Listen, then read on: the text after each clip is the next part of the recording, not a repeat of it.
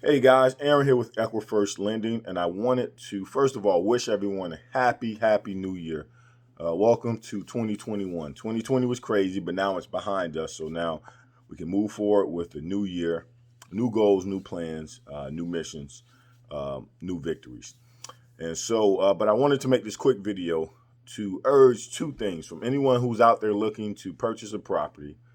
Two things I really want to stress. First thing is, never try to buy a property without the aid of a real estate agent. And I'll explain why in a second. And number two, which is more important, never, ever waive your right to perform an inspection on any property you purchase. And never decline that, and always get an inspection done. So I bring that up because I'm working with a client right now, and they're looking to buy a house a little over $600,000. All right. And one, they're moving to Florida from another state, and they are negotiating with the seller of this property, and they have cut out the realtor to try to save some coin, which I've seen in the past. Understandable, but that's usually not the best practice, especially if you're not well versed in real estate, which these buyers aren't. I advise them, hey, when you get the contract, let me take a look at it. I'm not a realtor by any means, and I will never step in the lane of a realtor, but if anything egregious sticks out, I'll let them know. So she sent over the contract. I looked it over, and lo and behold, they waived the entire inspection contingency, and they even added an addendum saying the buyer has no right to an inspection. They're selling the property as is. Now, that would be great if you're buying a property that you wanted to fix up and flip or rehab, and you're buying it for those purposes. But these buyers are looking for a move-in ready property. And so usually when an inspection contingency is waived or removed, not necessarily waived, but removed from the contract, and the buyer doesn't have a right to do so, to me, that's telling me there's something to hide in the property. And so I was strongly encouraging the buyer to not sign a contract without that, because you never know what could happen. As a matter of fact, I have had two recent contracts within the past 2 weeks that were under contract. They actually had their inspections performed within the inspection period, which is usually 10 or 15 days from the time the contract is fully executed.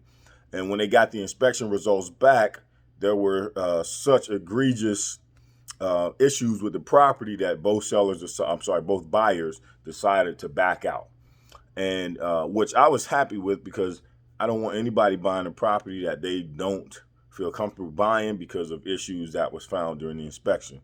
And as a matter of fact, in one of the inspections, a guy and his wife were looking to buy a pretty expensive home, and there were rodent issues with the property. So I say that to say, when they went through and did when they went and did the showing, they did not see any issues. So you don't know what's hiding or what's underneath the scenes or what's behind the curtains when you are looking at properties. So that's why I always encourage buyers, one, to never, ever not do an inspection, or as I said another way, always do an inspection on the property, because what you see is not necessarily all of what you're going to get. All right, you can get things that might surprise you. So in two cases within the last 2 weeks, the inspection revealed issues with the property. One of the buyers decided, hey, I don't even want to deal with it, want my earnest money back, so they canceled the contract. The other one, they gave the seller a chance to do some of the repairs on the property. They went back, and their seller didn't do it up to code. As a matter of fact, when they went back to do the reinspection, one of the pipes burst. So they decided to cancel out as well. So that's why I always encourage folks, and I urge the one lady now I wouldn't sign this contract. Once you put your name on a dotted line, you're risking your earnest money deposit, not getting it back. Furthermore, the seller wanted to pursue you after that point. There was some other verbiage in the contract that just was not in her favor. And so never do a contract without a realtor. That's why I emphasize that point, because a realtor will have your interest in mind. They should, at least. Most, 99%, do.